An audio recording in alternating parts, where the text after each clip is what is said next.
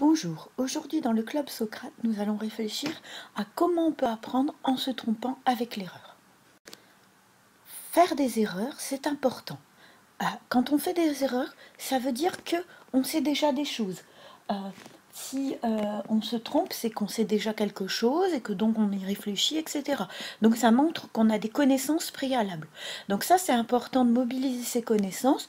On se trompe sur un sujet, ça va nous permettre d'avancer, d'apprendre de nouvelles choses, de nouvelles connaissances.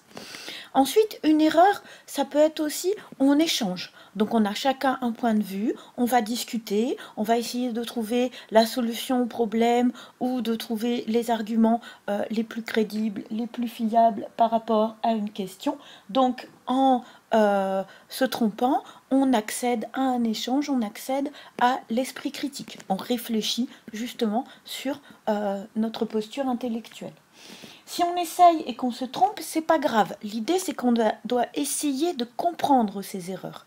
Il ne faut pas se contenter de dire je me suis trompé, voilà. Il faut réfléchir à ces erreurs pour essayer de comprendre là où on s'est trompé, et c'est là où on va pouvoir mémoriser.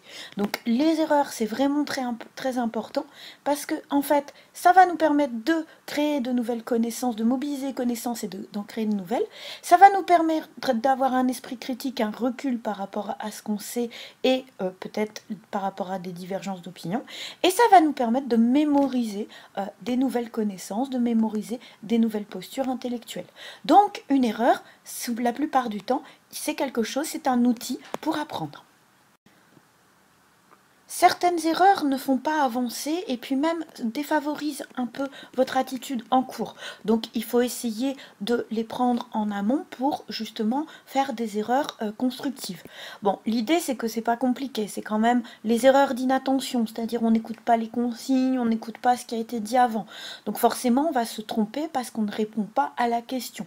Donc ça, il faut avoir un moment de concentration, il faut essayer de rassembler ses esprits et il faut être au courant. Si on fait des erreurs d'inattention, ça arrive, mais dans ce cas-là, si on sait qu'on est susceptible d'en faire, on fait encore plus attention.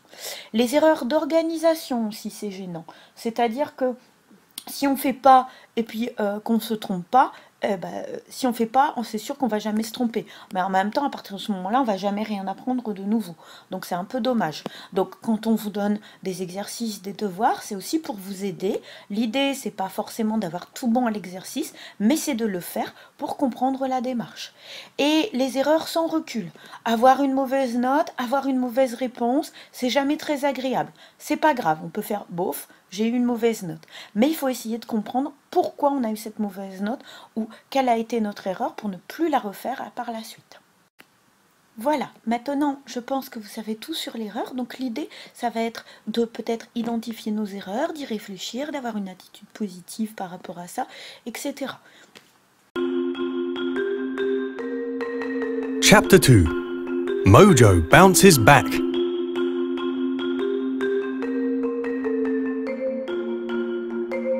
Mojo was walking down the hall when he came across a curious poster. Ooh, a robotics competition.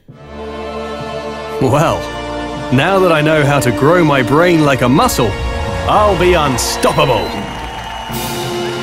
He worked furiously, and after a few hours of hard work, he realized building a robot would be harder than he thought. But he trudged onward, making mistakes, then working hard, and then making even more mistakes. Finally, a terrible truth dawned on him. He would never build a great robot.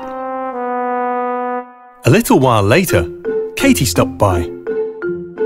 "Wow, sweet robot," said Katie. "But what's it doing in the trash?" "Ah, it's garbage," said Mojo. "I kept making mistakes, so I gave up."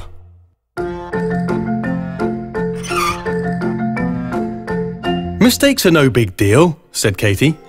"They can even make you smarter." "Ooh, so mistakes are good," said Mojo. "It depends how you handle them," said Katie. "See, neuroscientists have studied what happens in people's brains when they make mistakes. Some people give up when they make mistakes. They think mistakes mean they just aren't good at something, so they shut down and stop trying. But when you stop trying, your brain gets lazy. It doesn't get the exercise it needs to grow. But other people focus on learning from mistakes. They love seeing what they did wrong, so they can do it better next time. And that process of learning from mistakes makes your brain work extra hard to grow stronger. Mojo took another look at his robot. Maybe all those mistakes weren't such a bad thing after all. Maybe every mistake was just a step along the way to building something great. But what do you think? Could Mojo learn from his mistakes? What about you? Now that is an interesting question indeed.